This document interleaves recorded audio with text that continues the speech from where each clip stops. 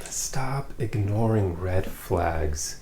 This behavior is so incredibly common to the point where I've come to realize most people aren't actually bad at spotting red flags. What they're bad at is choosing to walk away once they notice them. Instead, so many people choose to ignore red flags because either they're incredibly attracted to that person and have a ton of lust for that person and they confuse it for love, or they're lonely and they don't want to be on their own, so they choose to go for people who they know aren't great for them. So it's horrible because both of these two things can be worked on, but so few people choose to do that. Well, in this video, I'm hopefully going to share with you some tips that will help you do that yourself.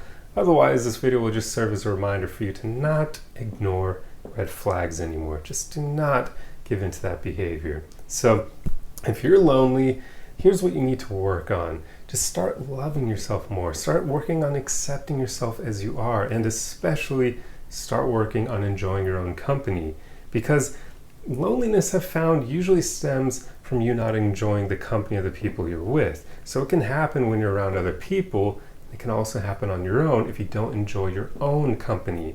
So I found one of the most powerful ways to combat loneliness is to work on enjoying your own company, to actually like being on your own, doing things on your own, because then you're not going to feel lonely. You're going to like doing things by yourself because you like yourself. So self-love truly is the way to combat loneliness, especially because it also has the added benefit of raising your self-respect and your self-worth, so then you're not going to settle for people who are bad for you. Once you notice red flags in someone, you're going to say, holy crap, this person is not a good fit for me, and you're going to go the opposite direction no matter how much you like that person.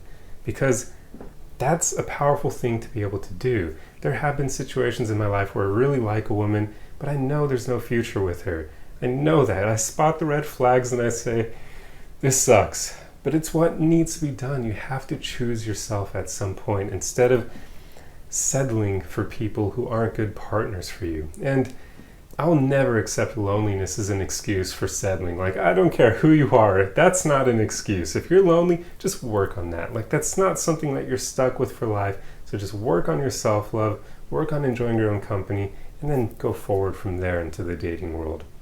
And another thing I want to talk about is something more people need to realize is that being single almost always beats being in the wrong relationship. Actually, I would say it always beats being in the wrong relationship.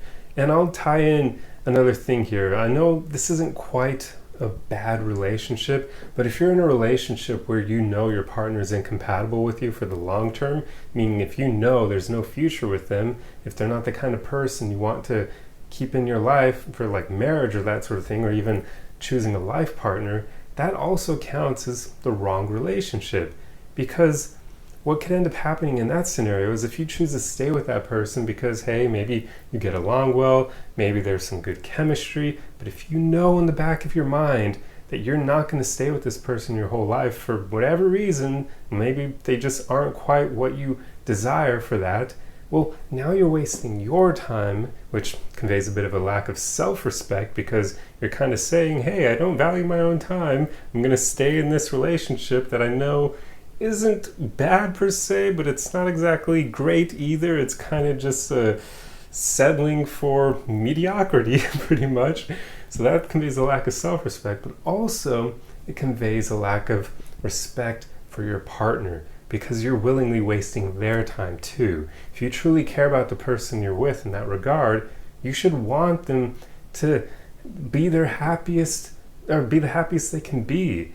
And if that means letting go of you so it opens the door for them finding someone who may be a better fit for them, you should be willing to do that. If you don't see a future with them, why are you going to hold on to them like that? That's really unfair to them. And I'm bringing this up because I've seen people do this in my life. Like right now, I know someone in my life who recently got back with their ex, and this guy's ex exhibited quite a few red flags. One of the biggest ones being she kept showing up unannounced to the place where he lived, and even a few times with her grandchildren, basically using them as a manipulation tool because it always frickin' works. This guy is awesome, but he just always falls for that. I'm like, dude, can't you see she's manipulating you using the grandkids because she knows how you feel about Yeah, but anyway, showing up unannounced when you're having a quarrel with the person you're with, that is a red flag. Like, that's showing a lack of respect for that person's boundaries. So he ended up getting back with this woman, and he kind of knows there's no future there. Like, he doesn't want to marry her. He knows she's not going to be his life partner. So I'm like, what are you doing, man? Like, sure, she's not absolutely horrible for you.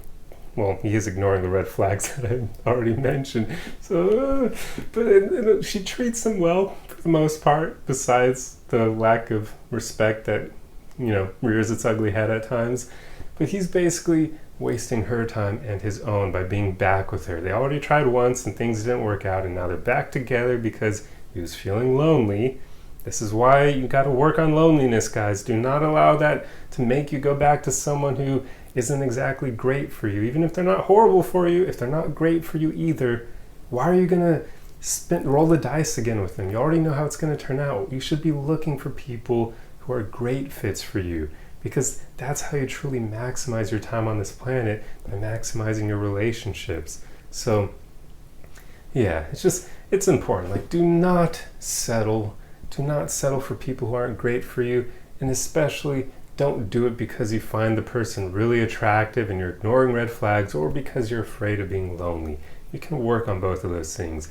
And for the working on, like, ignoring how much you're attracted to someone, just always ask yourself whether or not that person's personality matches their looks. Always ask yourself whether or not they're actually a good person, a genuine and kind person, or if they just are great to look at but horrible to be around for long periods of time.